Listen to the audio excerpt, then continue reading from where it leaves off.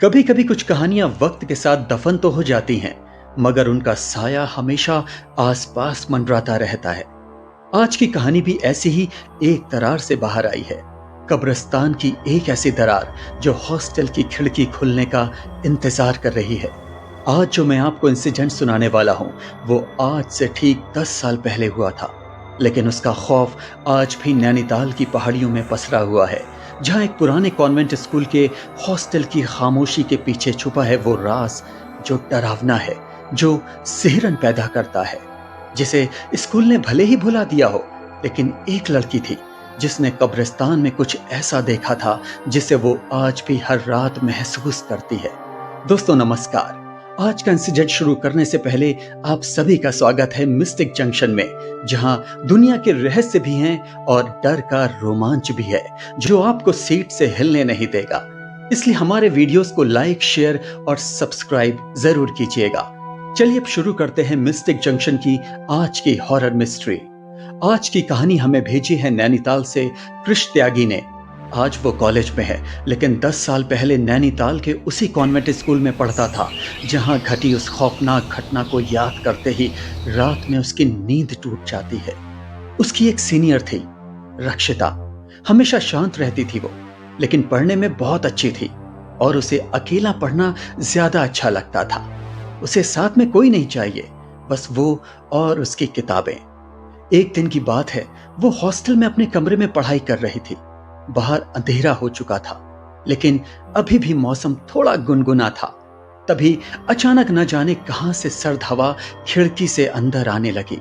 रक्षिता के लिए यह एहसास नया था, क्योंकि इस सर्द हवा में एक ऐसा एहसास था जो उसके शरीर में सिहरन पैदा कर रहा था। ठंड तो लग रही थी, लेकिन न जाने क्यों उसकी घबराहट भी बढ़ रही थी। उसे बेचैनी होने लगी और उस बेचैनी के साथ पूरा कमरा ठंड से भर गया। फिर वो उस खिड़की की ओर पहुंची जहां से वो ठंडी हवा आ रही थी। जैसे ही वो उस खिड़की को बंद करने लगी, तभी उसके कानों पर एक सरसराहट महसूस हुई। उसने पलट कर देखा तो वहां कोई नहीं था। वो सहम गई और दोबारा खिड़की को बंद करने के लिए जैसे ही वो मुड़ी, उसकी नजर खिड़की के बाहर नीचे की ओर कब्रिस्तान पर पड़ी।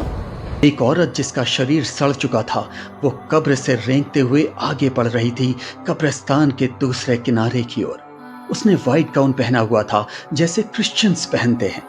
रात की सर्द हवाओं और धुंध के बीच वो मंजर इतना खौफनाक था कि रक्षिता कांपने लगी। वो औरत पलटकर उसकी तरफ ना देखे, उसने तेजी से खिड़की बंद कर दी, धड़ाम। और फिर वही हुआ जिसका डर था। अचानक फिर से खिड़की खुली और ऐसा लगा जैसे कोई खिड़की से अंदर आया हो। जब तक रक्षिता कुछ समझ पाती, अचानक लाइट चली गई। रक्षिता के दिल की धड़कन तेज हो गई और वो डर के मारे तुरंत दरवाजा खोलकर बाहर भागने लगी, लेकिन दरवाजा नहीं खुला। ऐसा लगा कोई ताकत दरवाजा खुलने देना नहीं चाहती। रक्षिता जोर जोर से दरवाजा खटखटाने लगी, फिर अचानक खटखटाने की आवाज बंद हो गई। दरवाजा पीटने की आवाज सुनकर आसपास की लड़कियां दौड़कर आ गईं। जब उन्होंने दरवाजा खोला तो वो बहुत आराम से खुल गया, जैसे कुछ था ही नहीं। सामने रक्षिता जमीन पर गिरी पड़ी थी। अगली सुबह जब उसे होश आया तो वो हॉस्पिटल के बेड पर थी। तेज बुखार में तप रही थी, मगर बुखार से ज्यादा डर उसके चेहरे पर था। वो लगातार बड़बड़ा रही थी, वो आ रही है, वो मुझे देख रही थी, खिड़की मत खोलना। रक्षिता की हालत देखकर उसके घर वालों को बुलाया गया और वो उसे वापस ले गए, लेकिन उसके बाद कुछ भी नॉर्मल नहीं रहा। वो अपने मम्मी पापा से हर वक्त कहती कि कोई उसे छू रहा है, कोई उसके साथ हर वक्त रहता है, लेकिन दिखता नहीं। दिखता है तो सिर्फ एक साया रात में उसके बेड के पास, और फिर कान में उसके कोई फुसफुसाता, अब मैं तेरे साथ ही रहूंगी।